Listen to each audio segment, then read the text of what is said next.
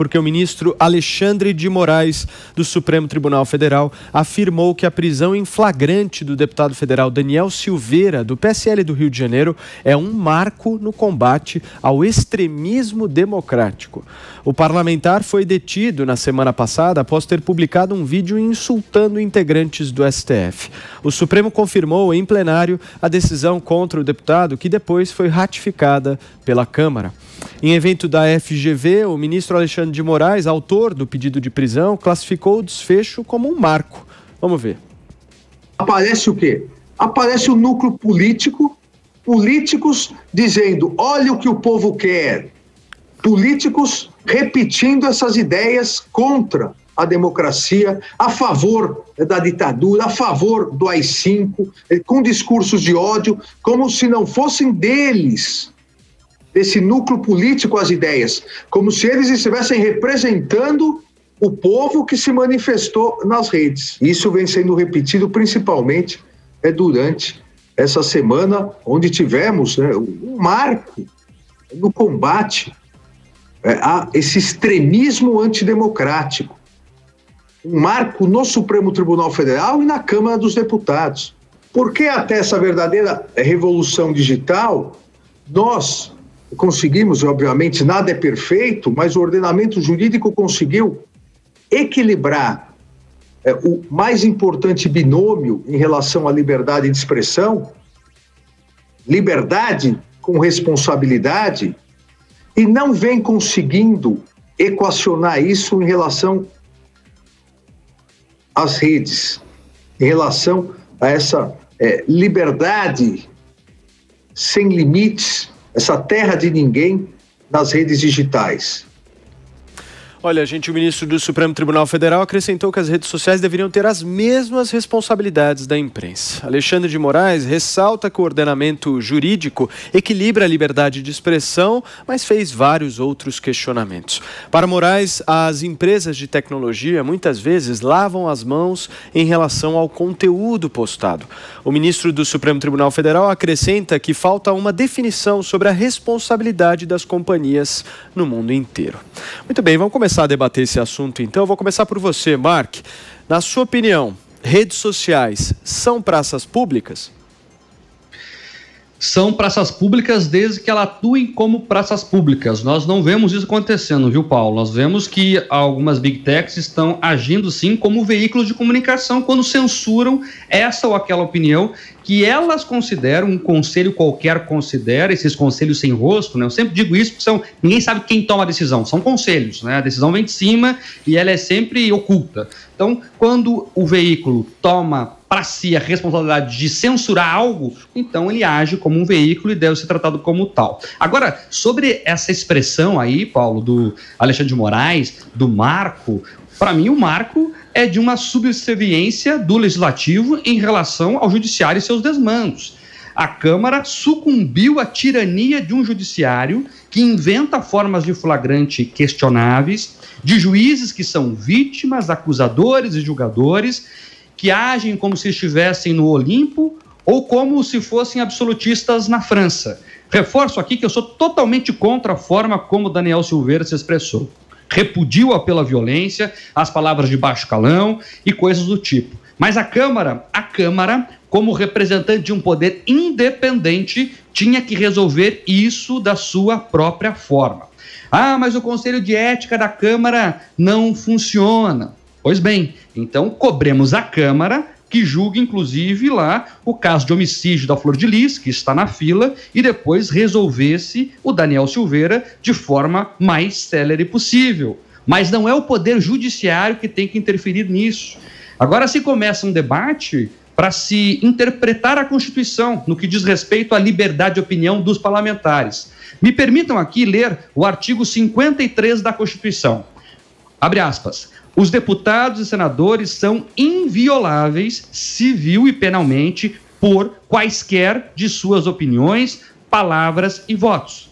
Fecho aspas. Me parece que o artigo é autoexplicativo, mas agora querem interpretar novamente ele. Só quem pode assegurar né? Só quem pode segurar essa sanha do Poder Judiciário em querer criar suas próprias normas ao sabor das circunstâncias, né, dos valores e da ideologia de cada um dos ministros, seria o Legislativo. Mas, pelo jeito, temos uma Câmara acovardada, temos um Senado acovardado, que não bota lá para investigar os processos de impeachment que tem contra os ministros. E os senadores não explicam o porquê.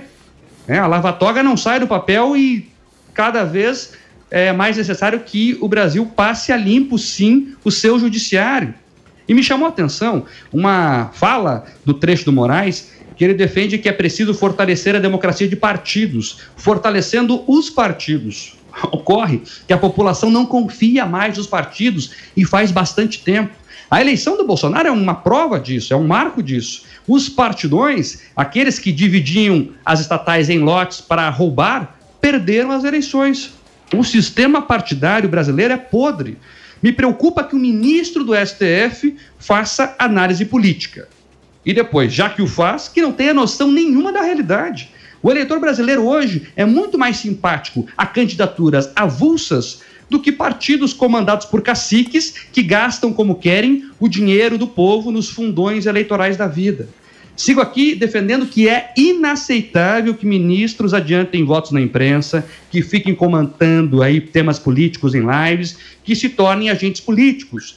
Do magistrado, eu continuo esperando que se pronuncie apenas nos autos. Muito bem. Constantino, agora com você. Eu vi muitos juristas questionando esse marco que o ministro Alexandre de Moraes fala em relação ao extremismo democrático, e ele usa como marco a prisão em flagrante. Mas esses juristas que eu verifiquei que discordam dessa decisão do Supremo Tribunal Federal, discordam exatamente desse conceito de prisão em flagrante, porque, segundo eles, a prisão em flagrante seria o ato de publicar o vídeo e não a continuidade como foi feita. O que você acha? Exatamente, né, Paulo? Isso é o óbvio, até porque abre um precedente perigosíssimo, que continuam vários vídeos circulando aí. Nós vamos poder usar para sempre esse pretexto de que está, portanto, sendo cometido o ato em flagrante. E ele criou um oxímoro, até porque expediu mandado de prisão para algo flagrante, né? Quer dizer, mandado para um flagrante.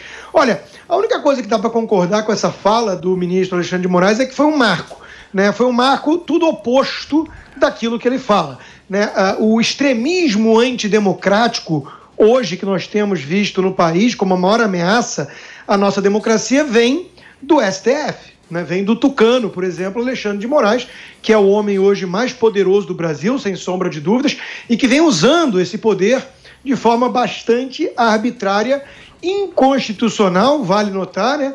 E para perseguir desafetos ou adversários políticos, né?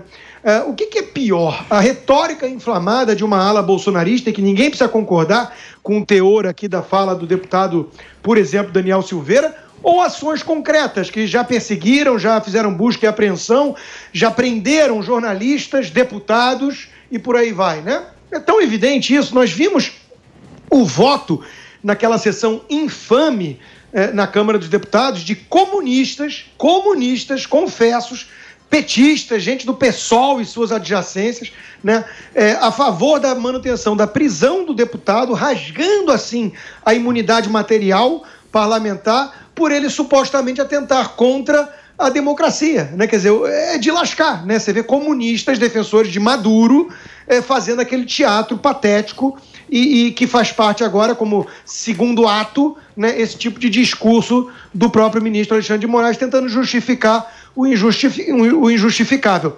Ele traz ali uma questão pertinente sobre plataformas, veículos de comunicação. Veja, as plataformas não deveriam agir como veículos de comunicação. Quando elas começam a filtrar conteúdo com base na sua visão de mundo, na ideologia, aí eu concordo que elas são veículos de comunicação. Agora, teoricamente, as praças públicas da era moderna deveriam ser julgadas apenas por conteúdos de crime. E para isso já temos instrumentos legais, né? O crime, por exemplo, de injúria, difamação, ataque à honra, já tem os caminhos legais para isso. Fake news, que é o que dá ensejo a esse inquérito do fim do mundo, ilegal, inconstitucional, né? Vício de origem, como dizem alguns jornalistas mais acovardados, né? Fake news sequer é crime.